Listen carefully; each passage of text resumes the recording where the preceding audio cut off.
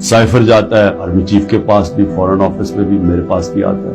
मैं जब वो देखता हूँ मैं हैरान हो जाता हूँ कि इसकी जुर्रत कैसे पड़ी है लिखने, कैसे कह सकता है। और फिर जब मैं ये देखता हूँ कि ये कह रहा है एक एम्बेसडर को, अपने प्राइम मिनिस्टर को आपने हटाना है, फिर मैं देखता हूँ कि ये मेरे लिए तो नहीं है, एम्बेसडर तो मुझे जवाब दे, तो मुझे कौन हटा सकता है? पाकिस्तान में मुझे कौन हटा सकता था? एक ही आदमी, जनरल बाजवा।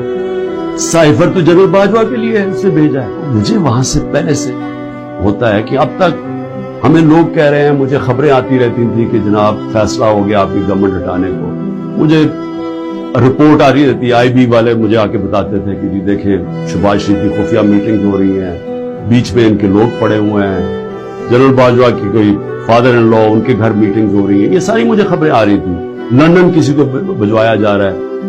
मैं मानता नहीं था, मैं जनरल बाजवा को जब हो गया था, हो ही नहीं सकता, हम तो कॉन्टिन्यूटी चाहते हैं। और मैं भी अपने आप को होता हूं कि मैं मान जाता था, लेकिन जब ये साइफर आया था तब मुझे हुआ कि ये तो इसके बगैर हो ही नहीं सकता। फिर से कि कौन प्राइम मिनिस्टर को हटा सकता है सिवाय एक आदमी के जिसके पास पावर है पाकिस्तान में, सुपर किंग है, सब पूछने वाला कोई नहीं है, लेकिन पावर ही पावर है।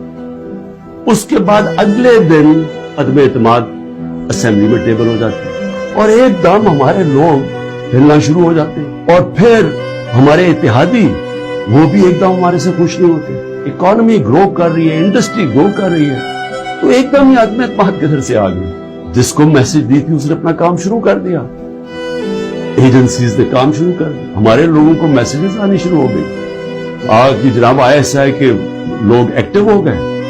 मुझे जब आया, मैं जनरल बाजवा के पास गया, मैंने कहा आपका लाहौर वाला जो आदमी है वो हमारे एम्बेसडर को कह रहा है कि हमने हाथ उठा लिया है, अब आने वाली गवर्नमेंट दूसरी है, ये शहबाज शरीफ की।